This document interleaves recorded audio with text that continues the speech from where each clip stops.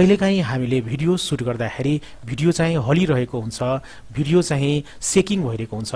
अब त्यो सेकिङ भइरहेको भिडियोलाई कसरी हामीले चाहिँ स्टेबिलाइज गर्न सक्छौं, कसरी स्थिर गर्न सक्छौं? हुन त 100% पक्कै पनि होइन, तर केही पर्सेन्ट हामीले हलिरहेको भिडियोलाई चाहिँ स्टेबिलाइज गर्न सक्छौं। अब हलिरहेको अथवा सेकिङ भइरहेको भिडियोलाई कसरी स्टेबिलाइज गर्न सक्नुहुन्छ त्यो कुरा चाहिँ म फिल्मोरा सफ्टवेयरमा देखाउन गइरहेको छु।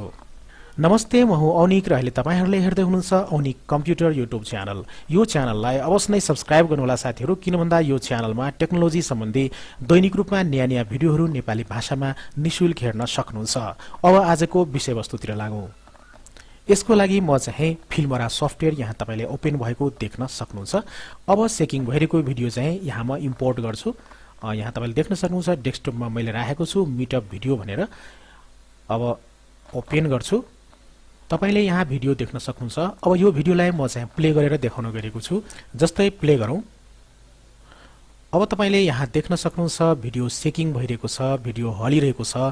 अब यो भिडियोलाई कसरी स्टेबलाइज गर्ने त, यो हलिरहेको जुन भिडियो छ त्यो भिडियोलाई कसरी स्थिर पार्ने त, कसरी स्टेबलाइज गर्ने त्यो कुरामा देखाउन गएको छु। यसलाई म पौज गर्छु। अब चाहिँ सबभन्दा पहिले तपाईले यहाँ भिडियो इम्पोर्ट गर्नुभएको छ, भिडियोमाथि चाहिँ राइट क्लिक गर्नुहोला र त्यसपछि तपाईले यहाँ चाहिँ एउटा अप्सन देख्न सक्नुहुन्छ भिडियो स्टेबिलाइजेसन भनेर। अब यसमा चाहिँ तपाईले क्लिक गर्नुहोला। क्लिक गर्ने बित्तिकै तपाईले यहाँ अर्को विन्डोज चाहिँ पपअप भएको देख्न सक्नुहुन्छ। यहाँ चाहिँ अब यहाँ तपाईले देख्न सक्नुहुन्छ यहाँ प्ले रहेको छ। तपाईले यहाँ बीचबाट कट गरेर पनि तपाईले कुनै क्लिपलाई मात्र स्टेबलाइज गर्न चाहनुहुन्छ भने त्यो पनि गर्न सक्नुहुन्छ। जस्तै यो आइकन देख्न सक्नुहुन्छ, यो आइकनमा यसरी तपाईको ड्र्याग गर्नुहोला। जस्तै यहाँदेखि लिएर तपाईले यति पार्टलाई मात्र तपाईले स्टेबलाइज गर्न चाहनुहुन्छ भने तपाईले गर्न सक्नुहुन्छ। तर म चाहिँ पुरै भिडियोलाई स्टेबलाइज गर्न गइरहेको छु। यो भिडियो चाहिँ 32 सेकेन्ड्सको रहेको छ। अब यो भिडियोलाई म चाहिँ स्टेबिलाइज गर्न गइरहेको छु। यहाँ तपाईले देख्न सक्नुहुन्छ स्टेप फर्स्ट रहेको छ, स्टेप 2 रहेको छ। सबभन्दा पहिले चाहिँ हामी पहिलो स्टेपमा यहाँ छौं र तपाईले यहाँ देख्न सक्नुहुन्छ क्लिक टु स्टेबिलाइज र यहाँ तपाईले स्टेबिलाइज भिडियो भनेर बटन देख्न सक्नुहुन्छ। अब स्टेबिलाइजेसनको लागि भिडियोलाई एनालाइज गर्नको लागि तपाईले चाहिँ यो बटनमा क्लिक गर्नुपर्ने हुन्छ, स्टेबिलाइज भिडियो भनेर। यसमा चाहिँ क्लिक गर्नुहोला। क्लिक गर्ने बित्तिकै अब तपाईले यहाँ प्रोग्रेस देख्न सक्नुहुन्छ। यहाँ तपाईले लेखेको देख्न सक्नुहुन्छ analysing sex in the selected video clip, please wait. हामीले पर्खिनु पर्ने हुन्छ। यहाँ चाहिँ एनालाइज गरिदैछ जुन भिडियो भित्र जुन सेकिङ भएको जुन कुराहरू छ त्यसलाई चाहिँ एनालाइज गर्दैछ यो फिल्मोरा सफ्टवेयरले र केही चाहिँ हामीले चाहिँ कुर्नु पर्ने हुन्छ। यदि भिडियो सानो छ भने एकदम कम टाइम लाग्छ, यदि भिडियो एकदम नै लामो छ भने बढी नै समय लाग्न सक्छ। त्यसको लागि हामीले चाहिँ कुर्नु पर्ने हुन्छ पक्कै पनि। हामीले यहाँ चाहिँ भिडियो क्लिप सिलेक्ट गरेको छौं र जुन भिडियोमा चाहिँ सेकिङ भइरहेको थियो त्यो भिडियोलाई एनालाइज गरिदैछ अहिले चाहिँ। अब एनालाइजिङ एकदमै कम्प्लिट हुन गइरहेको छ, प्रोसेस एकदमै कम्प्लिट हुन गइरहेको छ। तपाईले यहाँ देख्न सक्नुहुन्छ र जब एनालाइजिङ सकिन्छ त्यतिबेला तपाईले यहाँ दुईटा क्लिप देख्न सक्नुहुन्छ। त्यसपछि तपाईले यहाँ दुईटा प्रिभ्यू देख्न सक्नुहुन्छ। पहिलो प्रिभ्यू रहेको छ बिफोर भनेर र दोस्रो प्रिभ्यू रहेको छ आफ्टर भनेर। तपाईले यहाँ दुईटा प्रिभ्यू देख्न सक्नुहुन्छ। दुईटै प्रिभ्यू बिफोर र आफ्टर एकैचोटी चाहिँ प्ले हुन्छ र तपाईले यहाँ चाहिँ फरक छुट्याउन सक्नुहुन्छ। जस्तै म प्ले गर्न गइरहेको छु। यहाँ चाहिँ तपाईले देख्न सक्नुहुन्छ दुईटै प्रिभ्यूहरु चाहिँ प्ले भइरहेको छ एकैचोटी। जस्तै तपाईले बिफोर प्रिभ्यू देख्न सक्नुहुन्छ, आफ्टर प्रिभ्यू देख्न सक्नुहुन्छ र बिफोर प्रिभ्यूमा तपाईले चाहिँ यहाँ भिडियो सेकिङ भइरहेको, भिडियो हलिरहेको तपाईले देख्न सक्नुहुन्छ। र त्यस्तै यदि हामीले दोस्रो प्रिभ्यूलाई हेर्यौं भने, यो आफ्टर प्रिभ्यूलाई हेर्यौं भने तपाईले यहाँ देख्न सक्नुहुन्छ अलिकति सेकिङ कम भइरहेको छ, हलिरहेको कुरा एकदमै कम भइरहेको छ। तपाईले यहाँ देख्न सक्नुहुन्छ स्टेबिलाइज्ड भइसकेको छ भिडियो। त्यो कुरा यहाँ हामीले पाउन सक्छौं। यहाँ तपाईले एनालाइज गर्न सक्नुहुन्छ। दुईटा प्रिभ्यू रहेको छ बिफोर र आफ्टर। पक्कै पनि पहिलो भन्दा दोस्रो क्लिपमा चाहिँ अलिकति सेकिङ कम भइरहेको छ, भिडियो स्टेबलाइज भइसकेको छ। तपाईले यहाँ देख्न सक्नुहुन्छ।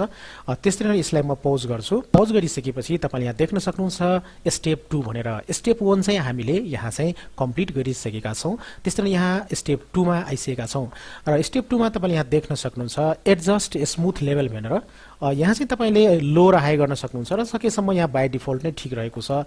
सकेसम्म यसलाई चाहिँ 50% मै राख्नु होला। तपाईले चाहनुहुन्छ भने लो र हाई पनि गर्न सक्नुहुन्छ। त्यस्तै नै यहाँ रहेको छ, तपाईले यहाँ देख्न सक्नुहुन्छ सेभ स्टेबलाइज्ड भिडियो टु। अब तपाईले यो भिडियोलाई कहाँ सेभ गर्न चाहनुहुन्छ, स्टेबलाइज्ड भिडियोलाई, त्यो तपाईले लोकेसन यहाँ छान्न सक्नुहुन्छ। जस्तै म चाहिँ यहाँ डेस्कटप छान्छु र डेस्कटपमा चाहिँ म सेभ गर्न गइरहेको छु। डेस्कटप यहाँ सेलेक्ट गरेर म चाहिँ ओके गर्छु। अब चाहिँ तपाईले यहाँ लोकेसन पनि देख्न सक्नुहुन्छ, यहाँ चाहिँ डेस्कटप रहेको छ।